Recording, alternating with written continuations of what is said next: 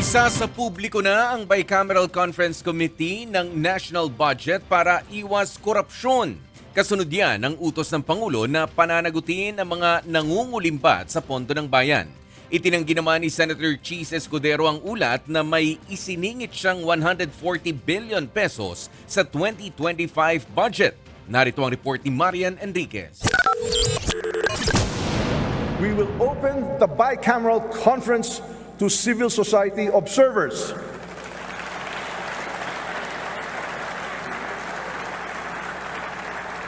Following the President's lead, this is indeed a historic first. Nangako si House Speaker Martin Romualdez na bubuksan na sa publiko ang Bicameral Conference Committee para sa national budget. Ang BICAM Conference Committee ang pagpupulong ng mga kinatawan ng Senado at Kamara para pag-isahin ang magkakaibang probisyon sa kani-kanilang mga bersyon.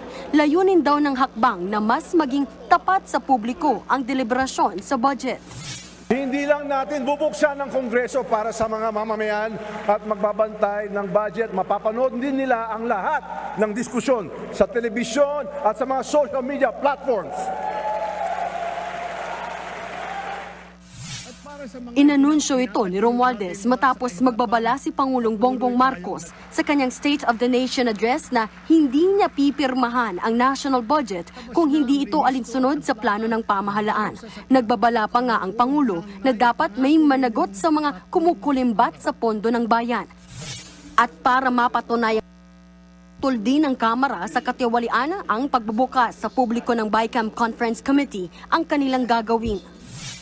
And I accept this challenge, not with defensiveness, but with determination. We will investigate ghost projects, bloated contracts, chronic underspending, and abuse of discretion in fund realignment and procurement.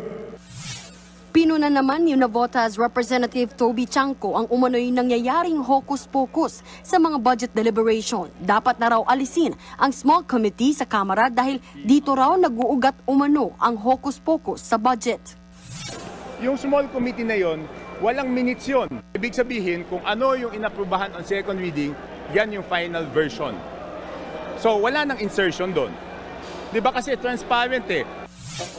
Samantala, itinanggi naman ni Senate President Cheese Escudero na kumita siya sa 2025 national budget, partikular sa pondo para sa Sorsogon.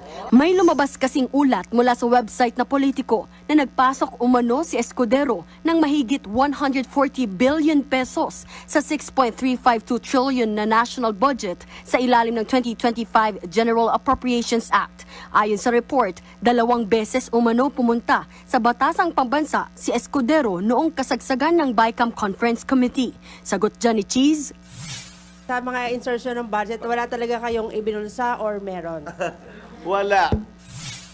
Ayon pa sa ulat ng Politico, pinuntahan din umano ni Escudero si House Speaker Martin Romualdez para masigurong naisama sa budget ang insertion ng senador. Malamang galing nila yan. So, bawal na rin magpunta at gawin ang trabaho bilang BICAM member? Bawal bilang Senate President tingnan kung ayos yung staff na gumagawa ng BICAM? May insinuation agad na mali. Pero giit ni Escudero, paninira lang ito at malamang daw ay galing ito sa Kamara. Itinanggi naman ng Kamara na sila ang may pakana ng report kay Escudero. Bakit kami? Ba't kami may kasalanan? Bakit pag may mga criticism sa kanya, tinataasan niya ng kilay ang House of Representatives? Siguro mas mainam na sagutin na lang po yung tanong. Nagbabalita mula sa Frontline, Marian Enriquez, News 4.